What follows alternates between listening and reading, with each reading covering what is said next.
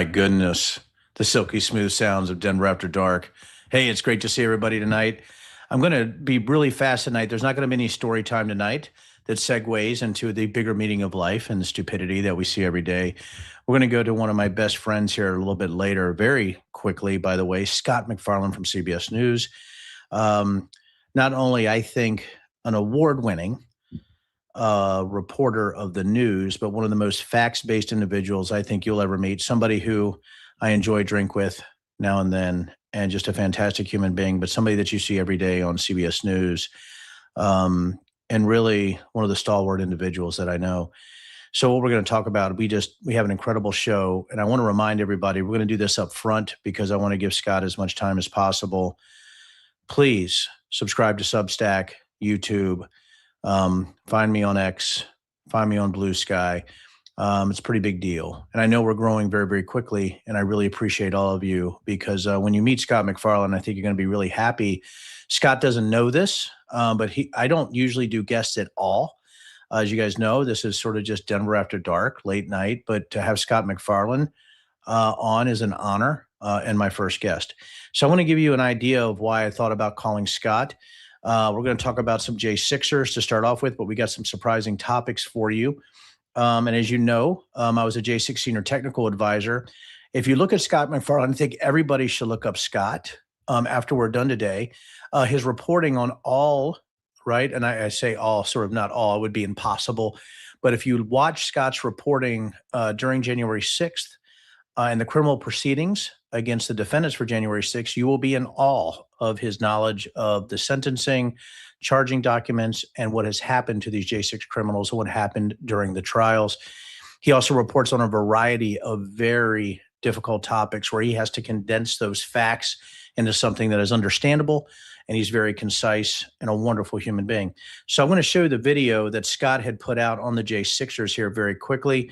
Then I'm going to bring Scott MacFarlane in because we have had some wonderful conversations on this. And by the way, I think when you're talking to us two individuals, Denver and Scott, if you look at the data side and you look at the facts-based reporting on just about everything else, there might not be two people in the world that anybody would want to debate on January 6th than Scott MacFarlane and myself. So Doug, if you could roll the incredible video from Scott, got me the idea, and then I'm going to bring Scott right in.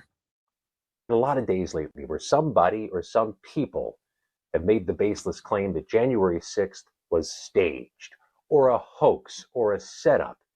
As the Mississippi Congressman Benny Thompson, who investigated January 6th in the U.S. House, told me, it's as if we all didn't just watch it on TV live for ourselves with our own eyes. So we wanted to make unequivocal some of the truths of January 6th, things that were proven in court, proven in investigations, and in some cases acknowledged by the defendants themselves. There were more than 1,500 U.S. Capitol riot defendants. There were many others on the grounds that day who weren't charged. Hundreds of those defendants admitted what they did, pleaded guilty in court. There were others who were convicted by juries of their peers. There were more than 140 police officers injured that day. There were other officers who died by suicide in the days after responding to January 6th. Among the weapons used against the police that day, bats, poles, hockey sticks, lacrosse sticks, brass knuckles. Some wielded knives, some had guns, some had axes, bear spray, Raid, WD-40 that they deployed against law enforcement on January 6th. There were more than 1,500 people who were pardoned for their role in January 6th. There were people who were amid the crowd who died that day on January 6th. And there were millions of dollars in damages done to the Capitol grounds. Restitution payments were made by riot defendants. Then the restitution was cut off along with the pardons. Only a fraction was paid back. Democracy was challenged that day. There were people in the crowd who chanted, "Hang Mike Pence." There were people who were heard saying or pleaded guilty to saying that they were pursuing House Speaker Nancy Pelosi. Somebody erected a gallows on January 6th on the west front of the Capitol. And there are police who continue to carry the trauma of what they saw that horrific and the historic day in Washington to this day. Some of them tell me it is triggered when they hear the phrase hoax or setup. My man, Scott McFarland. How you doing, buddy? This is a nice treat. See a friendly face, hear a friendly voice, and I got to tell you, just one of the best neon signs in the business. Well, it's tough to be such a great designer as myself, Scott. Yeah. Right, with the amazing amount of money I've spent on Etsy. But no, but it is it is so great to see you, buddy. And when I was listening to that video, and it's really difficult if I were to go back when we first met. And if I were to go back and watching your reporting on the charging documents initially, because there was some overlap as you started reporting when the committee was still going on, obviously. But I just found it amazing listening to you, and that was not too long ago. I think that was a few days ago or a week ago. Listening to you, I got angry again. And I guess I want to start off with this day of peace hoax or conspiracy theories when you're talking about the weapons. As you know, I have arguments in my distillery. I've had arguments everywhere I go. I have companies. I go around the country. I'm sitting in dinners and people go, you know what? They didn't have weapons. How could this be a coup? There weren't guns there. How could this be a coup? Give me a break. It was just a few people that went batty. Looking back and knowing what you know now, but even the passion that you were talking about in that last piece, Scott, what would you tell somebody right now if they came out to you and said, Scott McFarland, January 6th was a Fed surrection. It was an inside job. Cops weren't really hurt. It was really just a few people that went off the rails. I get that once a day on average to this day from people I see in public, certainly get the emails. I have people in my social circle who tell me that some days. So I'm accustomed to it, and I was hearing that the 4 years of the prosecutions. I try to respond consistently so that I can measure the reaction or the counter arguments, seeing if they're changing. But if this was a setup, it's an absolute masterpiece to understand how all that video exists. All the social media posts, Twitter, Facebook, Instagram, of people who were amid the mob, some of whom were committing violence, some of which was videotaped, filmed, or live streamed. All of the police body camera video that was released. Go through it. Go through all of it. See if you don't witness the violence against law enforcement. See if you look through the surveillance videos from the Capitol. See if you can witness the violence that's there. And the consistency of the stories told by the people who were victims, the people who were witnesses, and the people who were perpetrators. And we watched it on live television. Hard to disprove the images. And that's just the video, Denver. I remember, I left Congress January 3rd, and I'd given a speech December 10th outlining what was going to happen. I remember, Scott, you actually had called me one day about that speech. I remember we had discussed that vaguely. I know time has passed, my friend, since we started this. But I got a phone call while it was happening from a friend of mine in the Capitol who was actually in the rules office with Tom Cole. And I remember the call was, Denver, you were right. My God, they're coming in. And I could hear. It's amazing where I was on the floor ostracized that I was smacking the First Amendment during the QAnon resolution in December 10th when I warned about violence. People thought I was the crazy one, but the data was so strong. And I want to ask you your feelings the few days before January 6th, Scott. Did you have an inkling yourself that things could go sideways pretty quickly? I was working under the misconception that it was an impenetrable arena, that the Capitol was a hard and fast dome, really. I mean, you couldn't get through there with dangerous things. That's been a couple decades covering the Capitol and knowing all the magnetometers, knowing talent and the widespread nature of the Capitol Police, and knowing that they have an intelligence unit that plans ahead for possible vulnerabilities. I just didn't envision a scenario in which the Capitol could get breached. Was there concern about violence in the general public after the election? Yeah. I think if you look back to January 6, 2021, you have any number of people out there in public with security. They probably saw a risk there. of something happening outdoors, but just never conceived of what happened inside the Capitol January 6th. And I think that's why it's such a visceral, connective moment for so many Americans. When they watched it live on television, they were watching something they didn't conceive was possible. I think that's what adds so much to this conversation. You know, it's funny when we were in the January 6th committee, the things we were working with were the charging documents. And I want to tell everybody who's watching right now, I was talking to Scott. I said, when we were parsing the charging documents, I was wondering about recidivism, about people that would commit crimes again. And Scott said something. I'm like, of course, because we love facts and data here. Scott goes, well, you should see the sentencing documents. So, Scott, I would love for you to talk very quickly about your thoughts about the sentencing documents, looking at the people that are doing very bad crimes or they're criming now after the pardons on January 6th. And I know I don't want to recreate our complete conversation because it's fantastic. But for those that are watching and listening and going to be watching and listening, and there's going to be a lot of them, what do you have to say about when you saw the sentencing documents and what the people had done before and what you're reporting on now with the recidivism? I just find it fascinating. And if you had a few stories of some of the people, what they've done, I think it would be really helpful for people to hear about some of these criminals. Yeah, let me walk you through it. What's a sentencing memo? What do I mean when I say sentencing memorandum? It's like I post that frequently on social media and use that in my broadcast reporting too.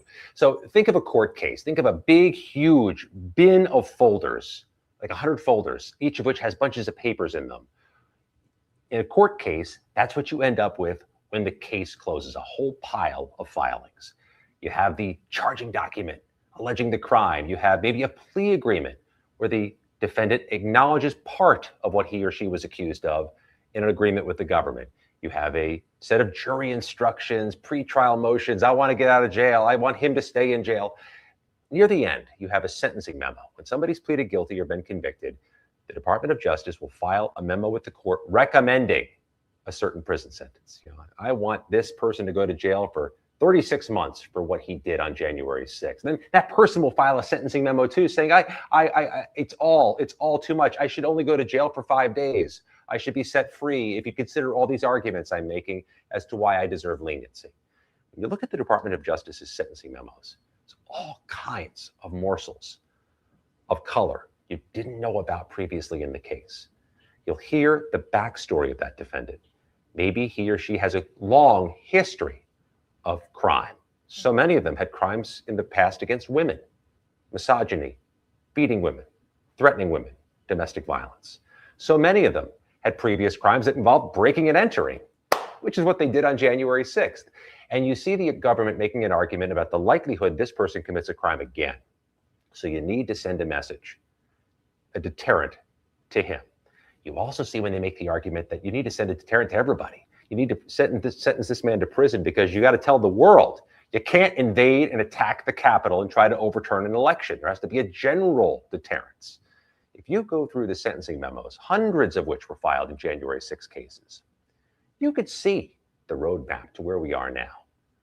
You got nearly a dozen pardoned January 6 defendants who've been arrested for new crimes or arrested for crimes they committed after their initial arrest for January 6th, or things that were found that they did before January 6th. You could tell there was a risk of recidivism. So you're not exactly going to knock people over with a feather when you tell them that some of the people about whom the court was warned are risks of recidivism are committing crimes again. And going through the sentencing memos in January 6 cases was often the meatiest, most illustrative filing in all the courts because you found out the granular details, Denver, of what they did that day. What happened before? What's their personal backstory? What's their risk of recidivism? And how much time should they spend in prison? We had people, Denver, that were recommended to spend more than 20 years in prison because of the magnitude of their crimes. They and the people who just got probation were all given clemency on the same day. Is there somebody, for me, it goes back to, and Scott, it goes back to Stuart Rhodes and Enrique Tarrio. I have a special dark place in my heart for those individuals. Is there somebody that, when you're looking at recidivism, is there one case in particular that has really bothered you? And I know there's a lot, Scott, that's probably an unfair question with all that you've seen, but is there somebody that's specifically bothered you on a level that is hard for you to get your arms around? there's a few different cases that jump out at me. First of all, we need to be mindful that the people who went to trial by jury, there were many dozens of them who decided to take their chance at trial. 100% of those who went to trial by jury were at least partially, if not fully, convicted.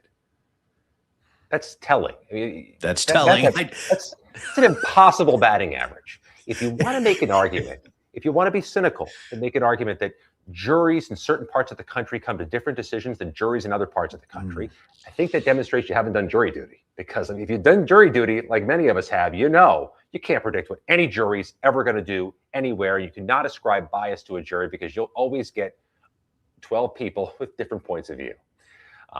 There was a division in the jury for a while in the sandwich thrower case. You remember that one? I do. They had a 10-2 split on that jury. It took them a while. It took them a whole day to work their way through it, a case that even a grand jury said shouldn't be brought. But let's assume there's even some latent jury biases in some parts of the country. 100% conviction rate is impossible. So it's brutal. What bothers me, though, is that people do ignore that 2 people were acquitted by judges, trial by judge, bench trials. They were found not guilty. I do not consider them January 6 rioters. They were found not guilty, but they were in the crowd. But they were in that same mob. But they were still past, that restricted line that prosecutors say existed. Well. So when I hear that nearly 1,000 others pleaded guilty or were convicted, that tells you something. That there was nearly universally a recognition that this was real by grand jurors who indicted them, by prosecutors, by witnesses, by police who have no political motivations but had to take the stand and tell horror stories about what happened to them that day, and by trial juries. Judges accepted the cases. Judges recognized the truth of January 6th. So it bothers people who were part of those cases, the police victims, the congressional staff who were victims hiding behind barricaded doors, when people call this a hoax. And when people say they were convicted only because it was a hoax. That runs counter to what we saw in court, and it does bother the victims, at least the victims with whom I've spoken. I hear it in their voices. I can see it in their eyes. I watch a couple cases of recidivism in particular that are noteworthy, but the new charges are not closed yet, so we have to presume innocence for a man named John Benuelos, who was the only person who was accused of not just bringing a gun to the January 6th riot, but of firing the gun in the air. Nobody was hit. He fired a gun, according to prosecutors, while he was there on January 6th. His case was not yet closed. He hadn't gone to trial, hadn't entered any type of plea when he was issued clemency. So he is just a riot defendant. Certainly was not a convicted rioter, but here he is again in jail. Just months after he got his clemency. It's on a kidnapping and assault case in Utah. And it's just brutal. On the next step down the path after clemency. It's a 2018 accusation, but it was a August 2025 DNA hit prosecutors say they have against John Benuelos. That case sticks out to me just because of the magnitude of his January 6th case. But the one I think that's unique is the case of Christopher Moynihan. His case was closed. He was guilty in court in his January 6th case. He was arrested a few weeks ago in New York. A new charge, a new accusation, accused of sending a text message death threat about Congressman Hakeem Jeffries. And his case is still pending. He's pleaded not guilty. He's not going to trial. But that's somebody who is given clemency and then is accused of committing another crime that involves targeting of Congress, threats of violence, and messaging. Not sure where that case is going to go, but you see why that lands differently for people, especially for the members of Congress who escaped on January 6th and see at least one of theirs being threatened again by the same person, allegedly. It's, I hope people are, the people that are watching this, and I'm going to repost this and it'll be a lot of fun.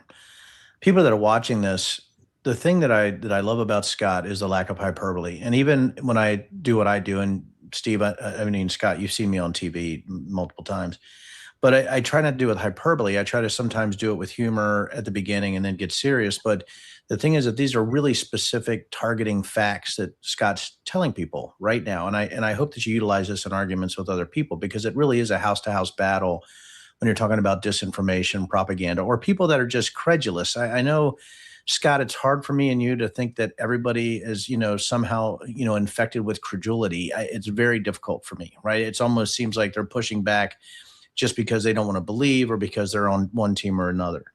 But this video and photo evidence is pretty brutal. And I hope that people would go out and look at these sentencing memos. And I'm almost to a point, Scott, that I almost feel like I know we can. Those sentencing memos are public.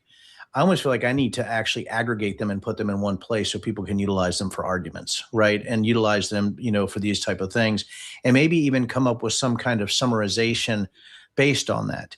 And it's pretty easy. I have an AI company. I'm almost wondering if I should ingest all the sentencing memos and do top 20 worst crimes based on type criteria or something, so people have them in the names. Recidivism things that you just brought out, I hope people watch. But when you're talking about videos and photos, what you've seen, I think there's something else out there with videos and photo that's been pretty disturbing, which I saw you talking about, was the Epstein photos, right?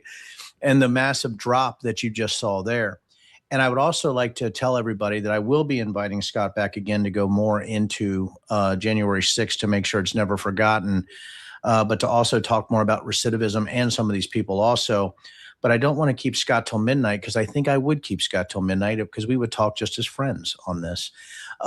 So I would like to sort of pivot based on videos and photos. And Scott, I love your listen, your perspective on evidence and your perspective on how you will report this.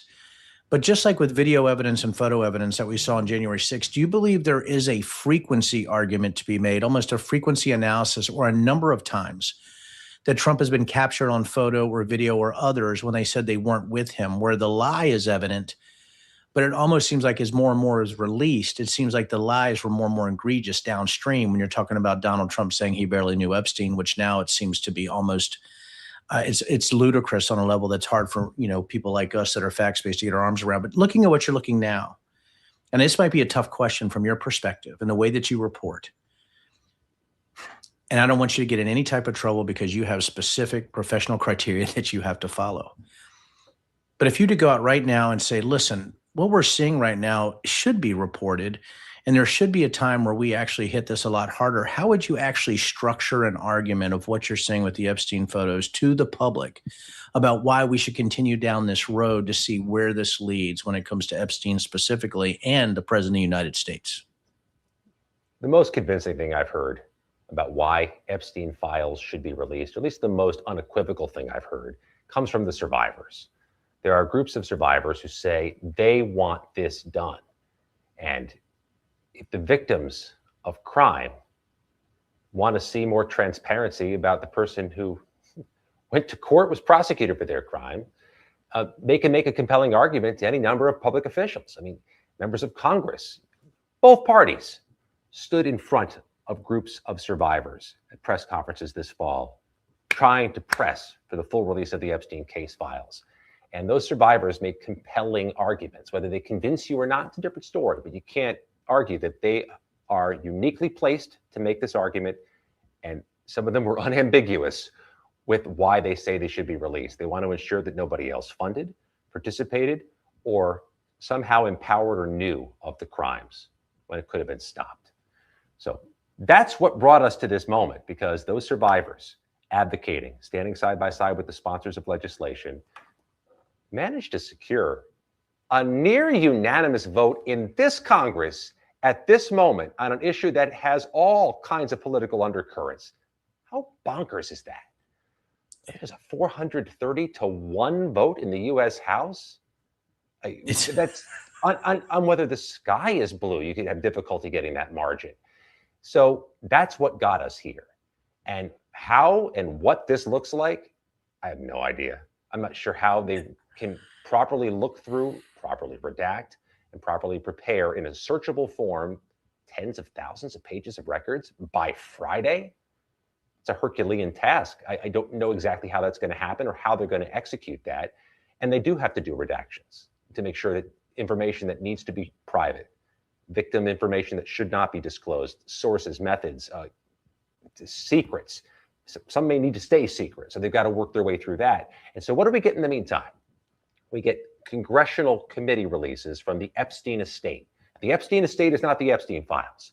The Epstein estate, which was asked by the House Oversight Committee to provide records, has been providing records and photos. And according to Democrats on the House Oversight Committee, they got 95,000 images last week.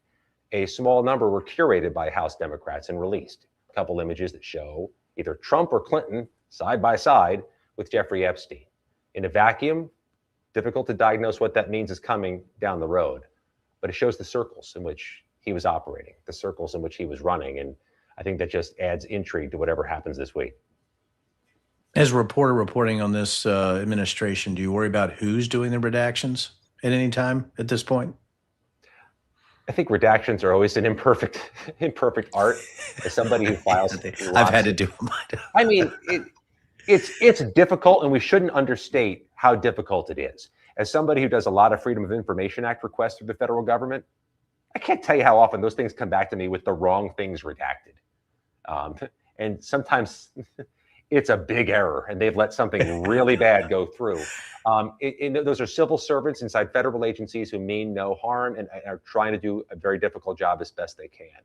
But I can tell you there are survivor groups who would like to see a third-party review of the records to ensure nothing's been tampered with, altered, left out, improperly redacted. And perhaps no surprise, Democrats on the Senate Judiciary Committee, including Dick Durbin and Adam Schiff, have also asked for a third-party review and made public their request for a third-party review. There's some question about documents that have changed hands behind closed doors over certain periods of time. But I got to tell you, I just don't know how they get this done so quickly. This is an ambitious timetable for the release of something of this magnitude. Well, I know congressional investigation techniques, and it's pretty dark ages, right? They do not like using the newest tech. Trust me, that was my fight when I was on the January 6th committee. There are new automation techniques that I would love to see bring to bear that we even utilize with the company that I have, where we could actually do some of those critical differentiators between the types of documents and what might be missing. It's actually fantastic. That natural language processing was, the old way of using, but with AI automation, I hope that they use something like that and come into the 21st century at some point, Scott, to help. And if me and you ever need to talk about that, I'd love to, brother. As we're going downstream on that, I think for me, really, it's the lies, sort of the cascading lies that we're seeing start to bundle up. And anytime somebody lies initially about something, as somebody who is in the intelligence field and counterterrorism, I know you as an award-winning. And I'm going to tell you that I think you're, and I don't know how you completely define yourself, Scott, but I think you're one of the most brilliant investigative journalists that I've seen. But it's your ability to parse facts like you're doing for the audience now in a very quick and concise way, and I thank you for that. And I think the Epstein thing is going to go a lot further here. And it's so funny when you talk about people that say, don't believe your lying eyes, when you talked about January 6th, when you're looking at the sentencing docs, or I'm sorry, when you're looking at the charging documents, right, and you're looking at the sentencing memos. And now when you're looking at the frequency of photo and video evidence that's coming out about Donald Trump specifically, but so many other people, it's almost hard to get your arms around as a facts-based person that there's not something nefarious here, but you got to wait for evidence, right? Real hard evidence, right? But you are and should report on it. And when you're talking about people who don't care or people who can't see the truth, there was something me and you were talking about before we came on here, because now I can segue into this. And as everybody noticed, I actually had a sort of flow to this for Scott, because I think it all sort of intertwines based on where politics gets in the way of justice for people, but where politics actually, and Scott, it's almost where it impedes any type of critical thought, and that's with your just released reporting on Danny Hodges. And I would love for you to go on that for everybody about just how brutal what we talked about was for Danny Hodges, but about law enforcement specifically on January 6th. There's a new go-to witness in this new Congress of 2025, this distinctive Congress for 2025.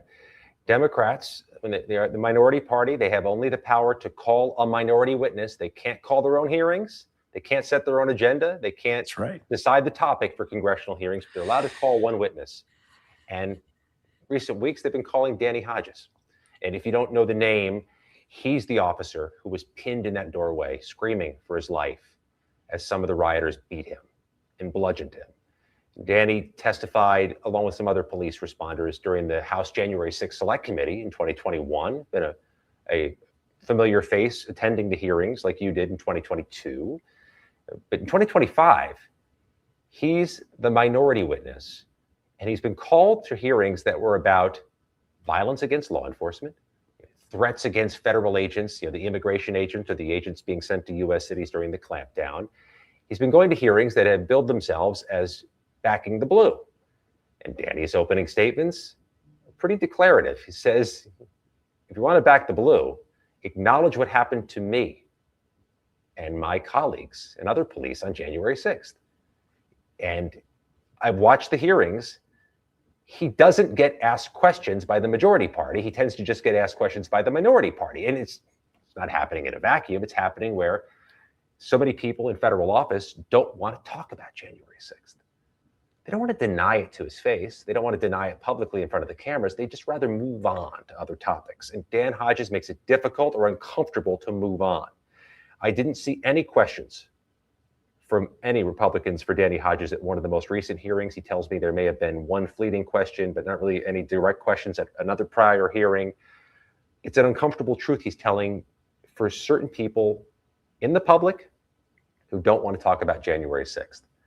And I don't want to ascribe motives as to why people don't want to talk about January 6th, but Danny Hodges does. And he wants to ensure that things aren't whitewashed and history isn't being rewritten. And he's getting support from some Democrats who using this very limited platform to call him and ask him questions. And it's quite something to watch this balancing act of just talking about a part of American history. If you want to make an argument about January 6th, if you want to make an argument that you believe it was either a setup, it was exaggerated, that it was overcharged, if it was an inside job or somebody else's fault, have that public debate with your public forum. If you just want to avoid talking about it so that it goes away, that's a much different issue. And I think that's one of the things they're trying to counter with Danny Hodges. I think since I was in Congress, I think I can surmise some motive there, Scott. I think people are absolutely terrified of Donald Trump's wrath in the primary seasons. The midterms are coming up, but why they didn't ask questions, I want people to know this. And Scott does, and he's just so classy. I don't think he wants to say it. The reason they don't want to ask questions, they've been actually told by leadership, probably from the whip team on down, right, that they weren't to ask questions during this committee hearing. They knew who was coming, by the way. We know the witnesses in Congress before we actually have those questions, as Scott knows, and we have time to prepare questions beforehand. So when you're talking about congressional representatives from the majority party, in this case, the GOP, not asking questions, that means they knew the witness list beforehand. They had a chance to prepare questions. They were told not to.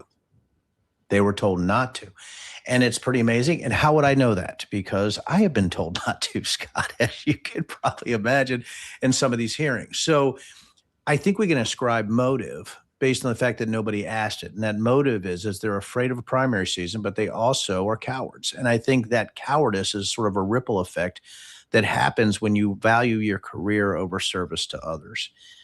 And when you talk about Danny Hodges, I went to Ukraine with Harry Dunn, right, Scott? So I know, I know Mike Fanone, I know a lot of these individuals. I just find it amazing. And I know you probably do too, that we can't get our arms around the violence that happened that day because we have a full party that just tries to run away with it. You're right. They're not even having that public debate.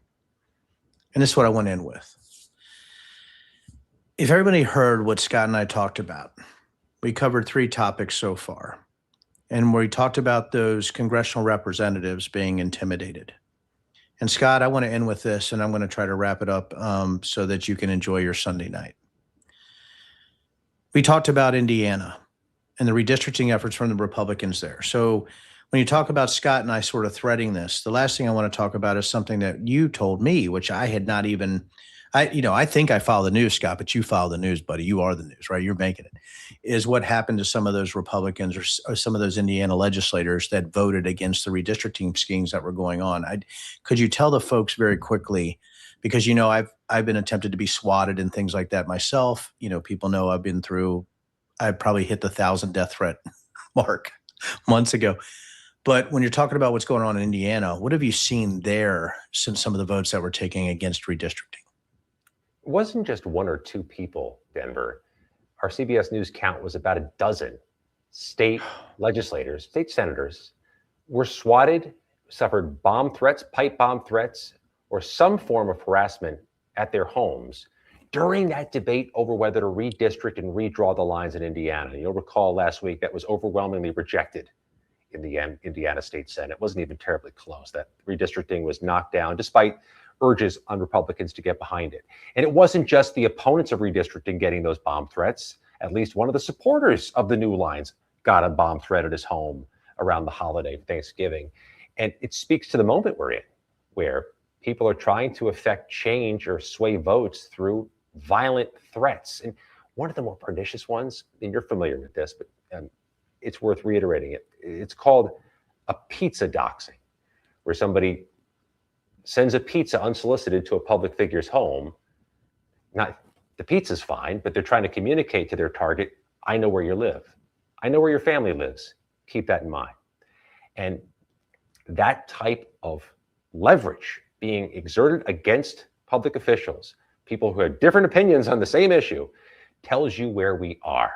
I think this is causing a lot of restless nights for Capitol Police, who have a truly remarkable number of threat investigations going on.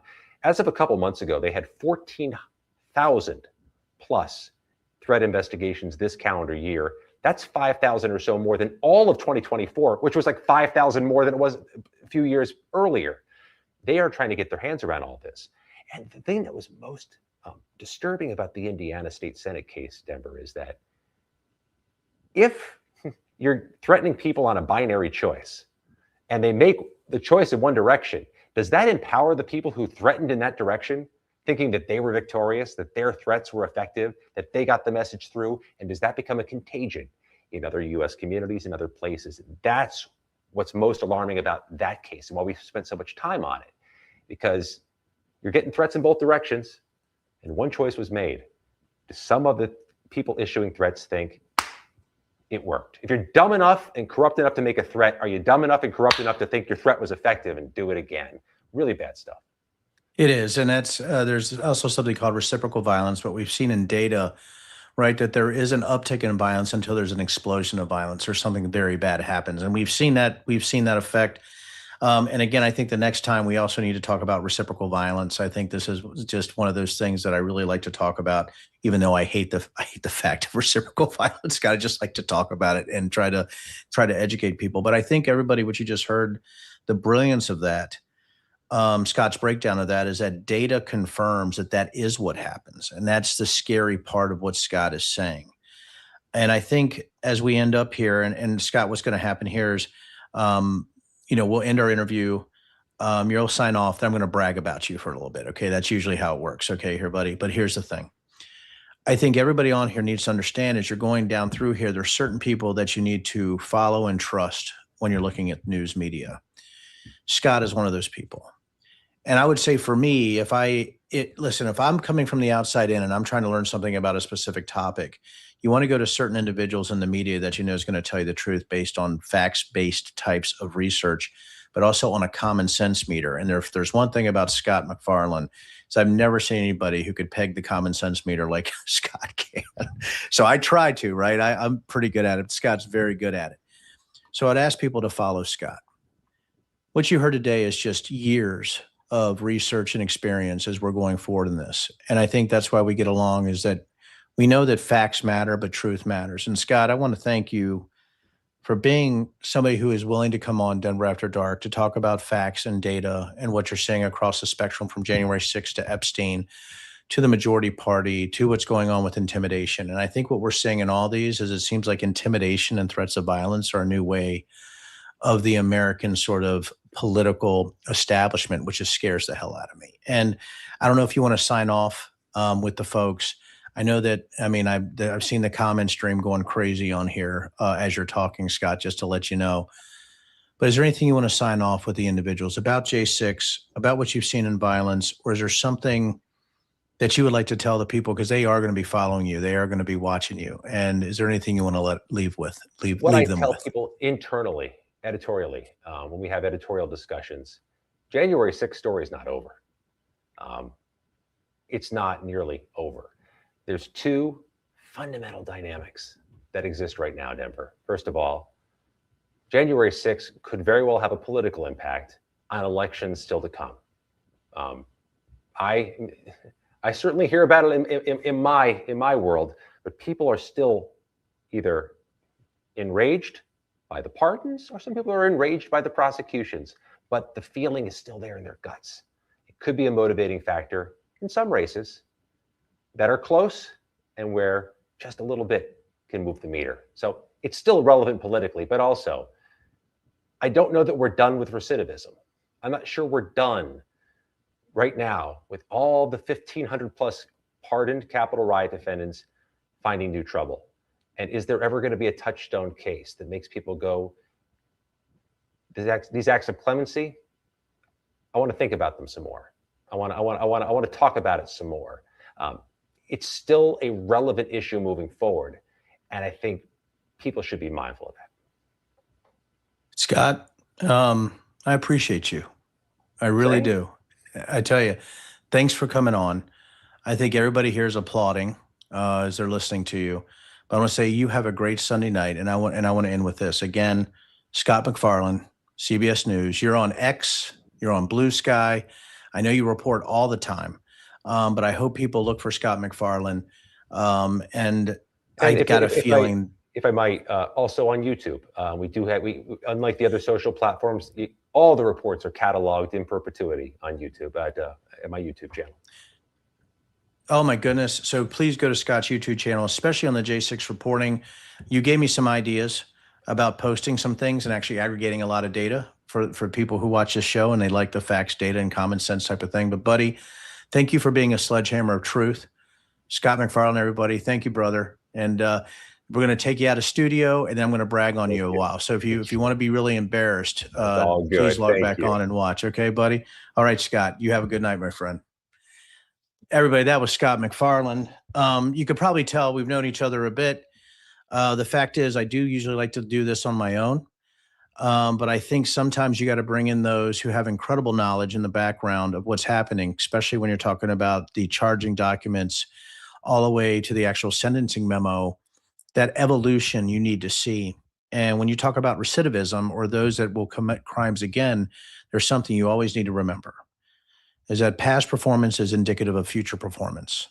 It's something I learned in intelligence training, but really a tiger's going to tiger and a scorpion's going to scorpion. And you can do all the cliches that you want, but data does back up recidivism, but it also backs up how violence happens based on a slow escalation to an explosion. It also talks about reciprocal violence. If you have one group that says this is successful, the other group most times will actually copy those techniques. All that worries people like me who've been in the counterterrorism space. You know, every time I talk to Scott, it actually brings me a bit of joy, because there's people out there who still want to do good. There's people out there you can still trust. Scott has an incredible future in front of him. Sometimes it might not be CBS News. You know, with Barry Weiss taking over, who knows? Because Scott MacFarlane's going to tell the truth, whether people like it or not. And it's those kind of people that we need to rally around at all times. There are times when I use Bigfoot stories or UFO stories or interdimensional being stories or conspiratorial stories or 9/11 truther stories or flat earther stories to try to make a point about the terminal nature of stupidity. And I say stupidity is terminal. It is. Incompetence, laziness, a propensity to violence, all that's terminal. And if you're looking at what's going on in our country right now, we have this sort of terminal thing happening. Especially even go just look at your news feeds today. So as we're going away from here tonight, I wanted to thank everybody. I know this was a more sober Denver After Dark, but I'm having a tough time, folks, not wanting to get back into the battle here, not wanting to get back into the war. Having a really tough time. Even with the companies that I have, I feel it that it's time for me to get back in. Please spread the message. Please spread this video. And it's not because of me, it's because of Scott. Scott's on the news. Scott is doing the reporting. Spread this. I'm never going to charge anybody. I'm never going to be somebody who's looking for fees or clicks or influence or doing influencing things. As you know, this is my biggest expense right here so far. That and Doug. And Doug does it for almost frickin' free, by the way, because he's a gosh dang patriot. So I want all you guys to have a great night. This is Denver After Dark. I don't think we should close out with the seriousness with the video. I wanted to close out tonight. Doug, thank you for appealing to my rationality. And I want everybody to have a great night. And thank you for joining Denver After Dark. And make sure you subscribe, and I'll catch you guys on the flip. And by the way, it's going to get better. Oh, what? I got that backwards, Doug. Can you believe it? I guess it's in my head. It's not going to get worse before it gets worse. It's going to get worse before it gets better. It's coming. I promise you guys. Y'all take care.